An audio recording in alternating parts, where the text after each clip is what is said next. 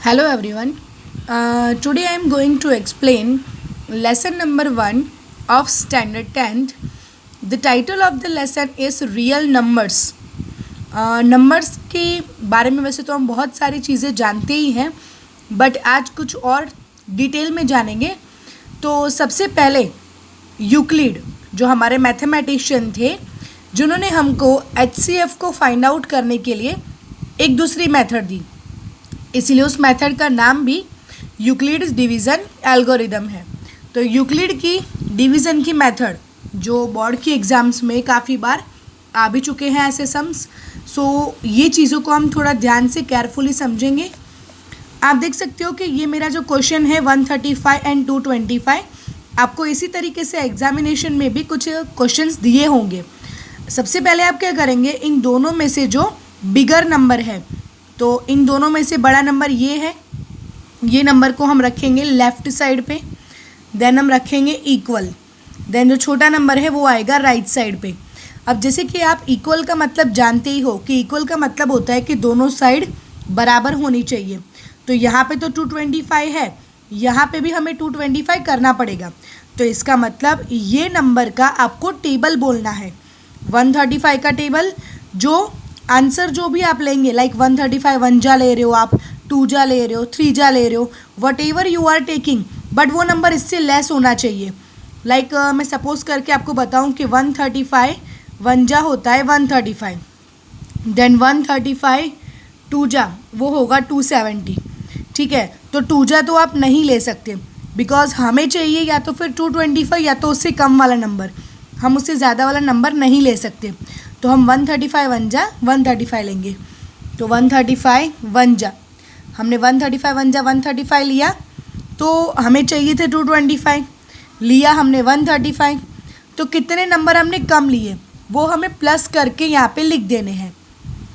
तो आप क्या करेंगे, 225 में से 135 माइनस कर देंगे, तो पता चल जाएगा कि आपने कितने नंबर लेस लिए हुए हैं. 2 में से 3 नहीं जाएगा, इसलिए यहाँ पे 12 किया, और यहाँ 1 माइनस 12 में से 3 के बचे 9, और यहाँ 0.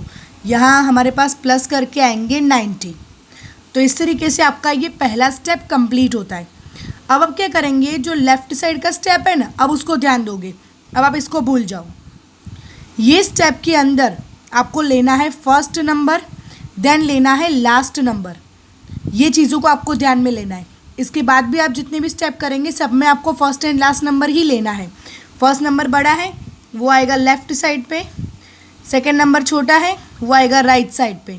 अब इसका आप टेबल बोलेंगे, और वो टेबल इससे छोटा होना चाहिए या फिर इसके जितना होना चाहिए, लेकिन 135 से ज़्यादा नहीं होना चाहिए. तो जैसे कि आप जानते हो कि 92 जा 180 हो जाएगा, तो आप 180 तो ले नहीं सकते हो, तो आप यहाँ पे भी 1 जा ही लोगे. तो जितने नंबर बचेंगे वो आप प्लस करके यहाँ लिख दोगे. तो 135 में से आपको माइनस करने हैं 90, यहाँ 13 और यहाँ 0, यहाँ बचे 6, not 6 actually 4 will be there,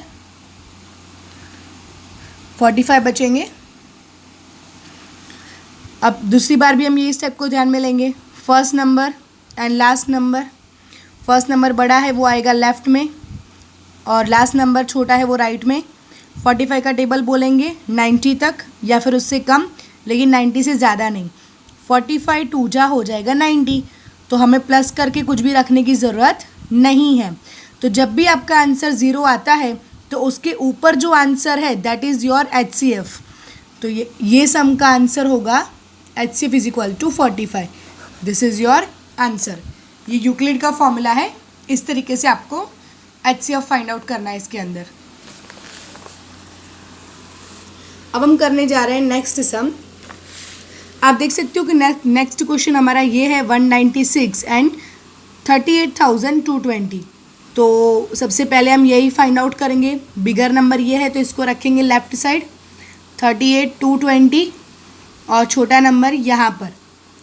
अब आप देख सकते हो कि ये जो टेबल है 196, ठीक है, अगर मैं इसका टेबल बोलती हूँ और मैं इसको 196 10 जा करती हूँ तो 1960 आंसर आएगा. और मेरे पास तो 38,000 है, और ये 10 जा करने पर आ रहा है 1000 वाला आंसर.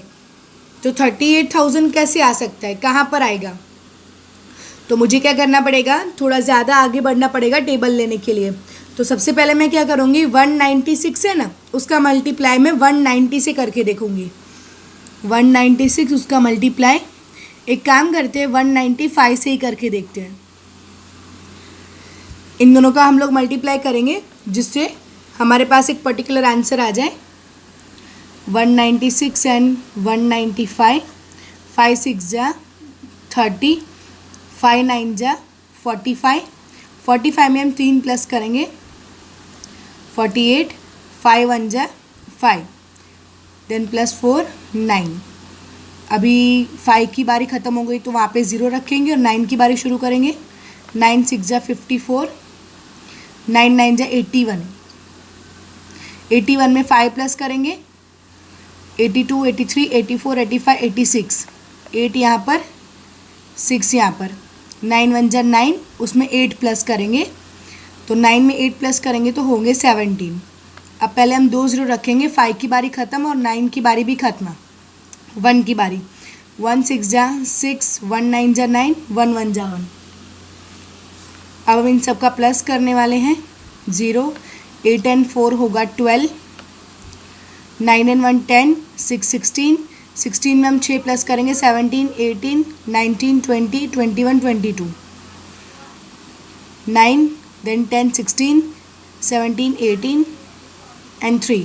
आप देख सकते हो हमें पूरा का पूरा नंबर मिल गया। तो इसका मतलब आपको 196 को 195 से मल्टीप्लाई करना है, जिसकी मदद से आपको कुछ भी प्लस करने की ज़रूरत नहीं पड़ेगी और आपका आंसर आ जाएगा इसी तरीके से। तो आप देख सकते हो कि मैंने आपको अभी क्लियर किया कि 0 के ऊपर जो नंबर होता है तो उसका वो आपका HCF होता है, ठीक है।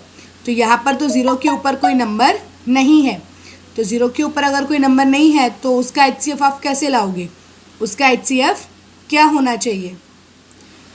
तो बेसिकली ऐसे जो नंबर्स होते हैं उनके अंदर आप HCF